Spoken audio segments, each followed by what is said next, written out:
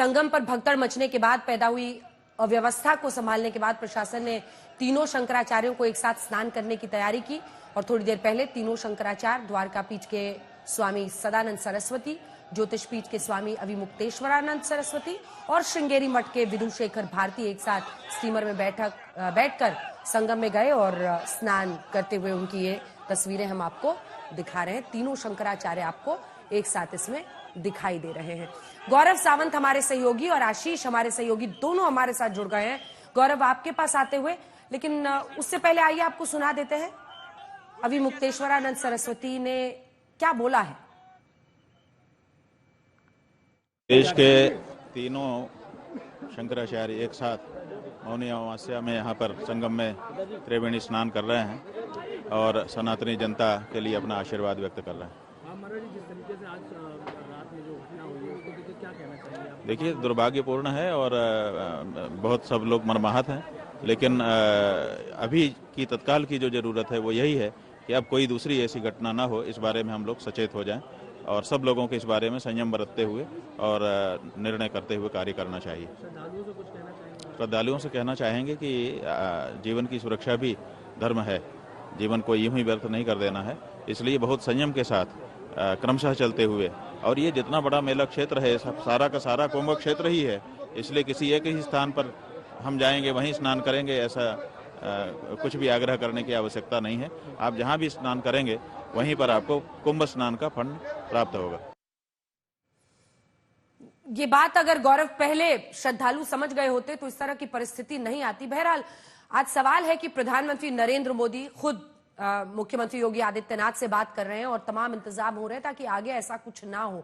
ऐसे में कैबिनेट मंत्री का इतना संवेदनहीन बयान देना, लेकिन भव्य नजारा हम एक बार फिर से दिखा रहे हैं क्योंकि संगम नगरी में एक बार फिर से कम परिस्थिति को संभालने के लिए प्रतिबद्ध जो वहां पर सुरक्षा कर्मी है वो दिखाई दे रहे हैं और इसी वजह से हम देख रहे हैं चाहे तीनों शंकराचार्य हों, तमाम अखाड़े हों, व्यवस्थित तरीके से अब स्नान के लिए पहुंच रहे हैं। गौरव,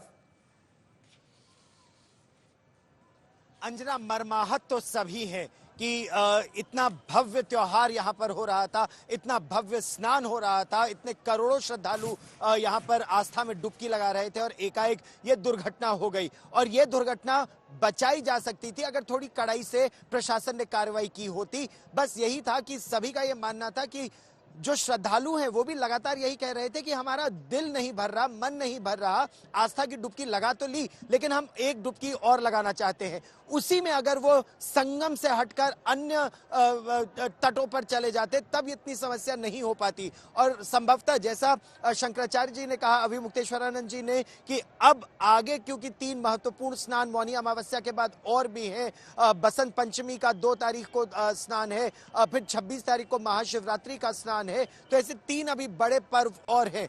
उसमें कड़ाई की आवश्यकता है कि श्रद्धालु एक ही रास्ते से आए, स्नान करें और दूसरे रास्ते से जाएं।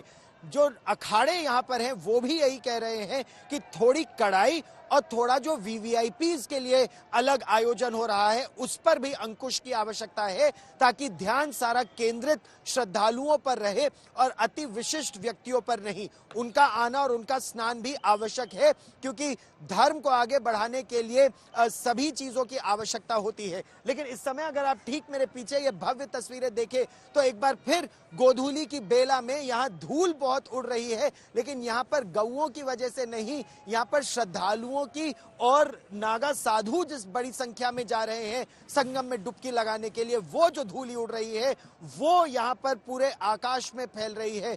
और जब वो वापस लौट कर आते हैं तो वैसे पुलिस ये बिल्कुल देख रही है कि एक अखाड़ा जब चला जाए उसके बाद ही दूसरा अखाड़ा इस क्षेत्र में प्रवेश करे और इसके बाद वो संगम में डुबकी लगाने के लिए आए, इसीलिए टाइमिंग बहुत फॉलो की जा रही है। बस यही है कि यही टाइमिंग और यही कड़ाई अगर आम जनता के लिए भी की गई होती तो दुर्घटना बच गई होती। अंजना, आशीष, आप भी लगातार वहां पर बने हुए हैं, प्रशासन क्या कह रहा है, क्या परिस्थितियां बनती हुई आपको दिखाई दे रही हैं? आप तो नीचे में हैं, दिखाइए और लोगों से बात भी कीजिए। आशीष, देखिए अंजना, जिस तरीके से जो तस्वीरें हैं वो अखाड़े अब स्नान के लिए लगातार पिछले 2 घंटे से हम देख रहे हैं कि वो जा रहे हैं। मेरे पीछे की जो तस्वीर आप देखेंगी, ये देखिए लंबी कतारें जो आपको दिख रही है, सिर्फ और सिर्फ उन महंत उन उन संतों की हैं, उन महामंडलेश्वरों की हैं जो अमृत स्नान के लिए इस अमृत वर्षा में कहीं ना कहीं जा रहे हैं संगम में डुबकी लगाने। और इनको जो प्रोटेक्ट कर रहे हैं वो सीआरपीएफ के जवान हैं, वो यूपी पुलिस के जवान हैं, वो बीएसएफ के जवान हैं। वो उनको अपनी सुरक्षा में लेकर जा रहे हैं संगम में डुबकी लगवाने के लिए। तो ये अद्भुत नजारा देखने के लिए चारों तरफ से श्रद्धालुओं ने घेर रखा है। बैरिकेटिंग्स के पीछे से अपने मोबाइल निकालकर तस्वीरें निकालने की कोशिश कर रहे हैं और ये समय को कैद करने की कोशिश कर रहे हैं कि ये समय निकल ना जाए। और यही वजह है कि ऐसे में लाखों करोड़ों जब श्रद्धालु एक साथ पहुंच जाते हैं कुंभ में, तब ऐसी जब दुर्घटना हुई तो कहीं ना कहीं अफसोस जनक होती है। और इस अफसोसजनक घटना के बाद जब अमृत स्नान नहीं होता है तो उससे भी बड़ा कहीं ना कहीं निराशा होती है। लेकिन प्रशासन और शासन की बातचीत के बाद ये जब अखाड़े फिर से अमृत स्नान के लिए निकलते हैं तो शायद यही एक पुष्प वर्षा हेलीकॉप्टर से होती है।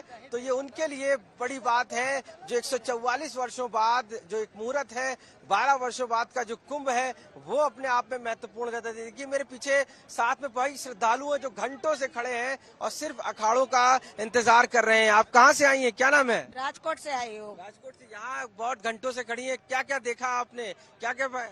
बहुत देखा, अखाड़ा, किन्नर अखाड़ा देखा, वो पंचायती अखाड़ा देखा और 10 नाम अखाड़ा देखा। सब में वो बहुत मजा दर्शन करके आती है। सुबह नहीं जा पाए थे ये अखाड़े और अब नहीं जा पाए थे।